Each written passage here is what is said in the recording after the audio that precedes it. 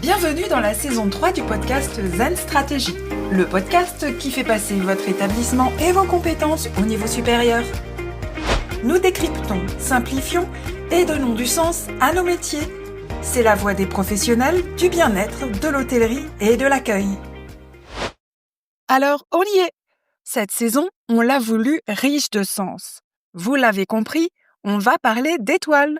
On va parler de celles qui classent nos hôtels et nos campings, qui fascinent, qui rassurent. Pour ouvrir la série, je vous propose de commencer par une question simple. Quelle est la différence entre un label et un classement par étoile ? Et pourquoi ces deux logiques sont-elles complémentaires ? Petit retour en arrière. Pourquoi les étoiles existent-elles ?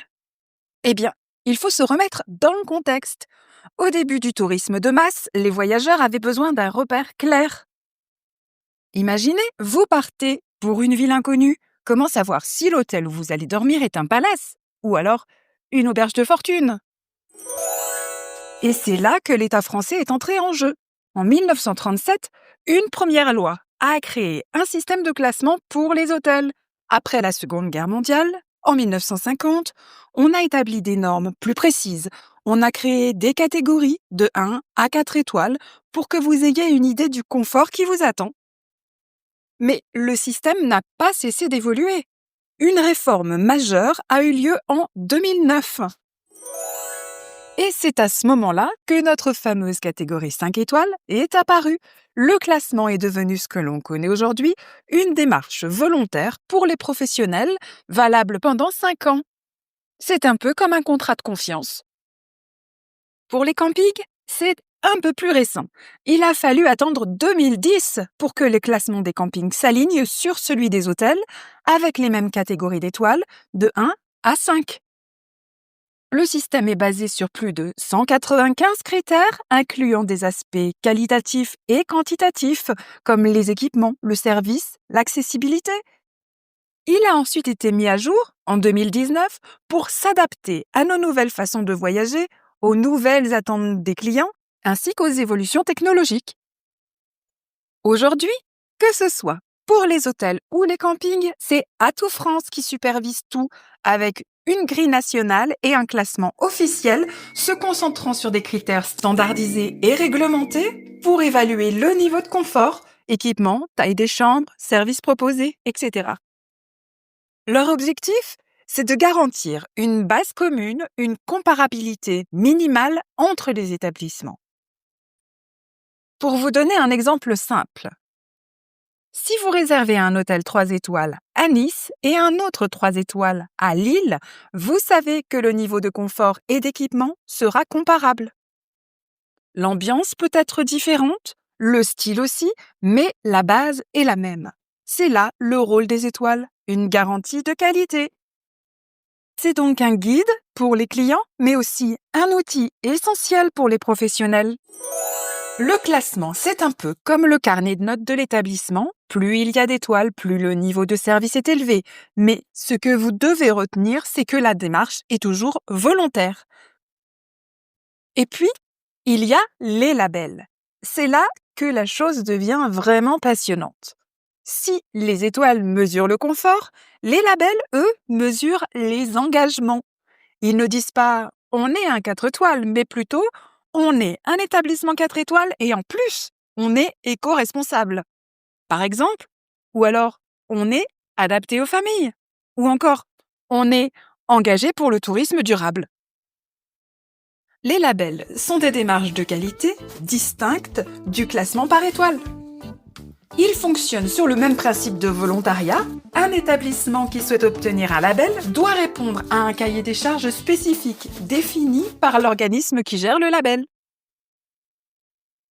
Le cahier des charges en question se concentre sur des critères spécifiques et sont associés à la thématique du label, visant à mettre en avant une valeur ajoutée, comme l'éco-responsabilité, le bien-être, l'authenticité, la qualité de service.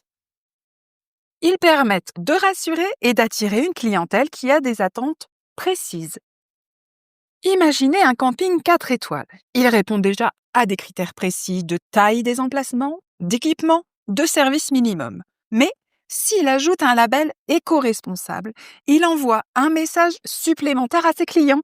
Ici, nous allons au-delà de l'obligatoire. Nous avons une conviction, une identité. Vous voyez, c'est là qu'est toute la complémentarité. Les étoiles, c'est le socle, le niveau de qualité de base, garanti par des critères de standing, taille des chambres, présence d'un ascenseur, etc. Les labels, c'est ce qui donne une âme, une identité unique à l'établissement, se concentrant sur des aspects thématiques, comme le développement durable, l'accessibilité, l'accueil des familles ou la qualité de l'accueil. Alors, pourquoi tous ces efforts? Quelle est la finalité? Eh bien, les enjeux de cette complémentarité entre étoiles et labels concernent tout le monde, que vous soyez professionnel ou client.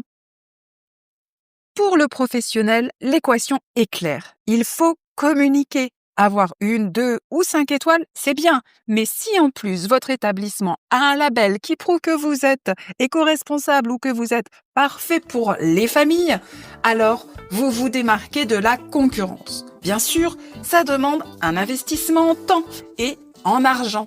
Mais c'est la clé pour attirer des clientèles précises qui partagent vos valeurs.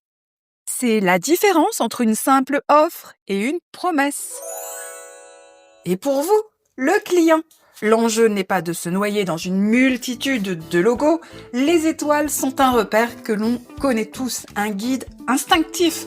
Mais les labels, eux, nous permettent d'affiner nos choix, de trouver l'endroit qui nous ressemble vraiment.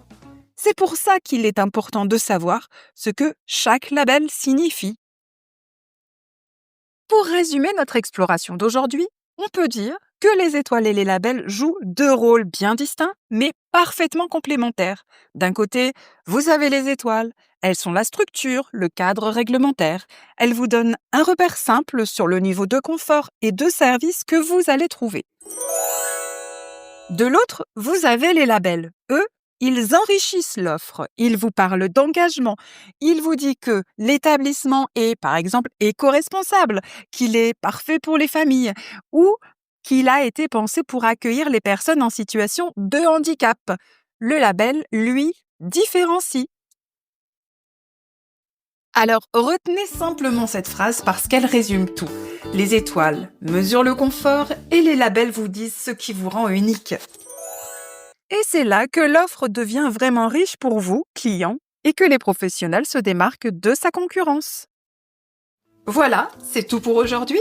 J'espère que cette introduction à l'univers des classements vous a donné un éclairage nouveau, une carte encore plus complète de vos prochaines destinations. Et la semaine prochaine, accrochez-vous, on rentre au cœur du sujet. On va s'inviter dans les coulisses des hôtels pour comprendre concrètement comment on décroche ces fameuses étoiles. Quels sont les critères? Qui décide? Et qu'est-ce que ça change vraiment? D'ici là, passez une excellente semaine. À très vite. Free audio post-production by alphonic.com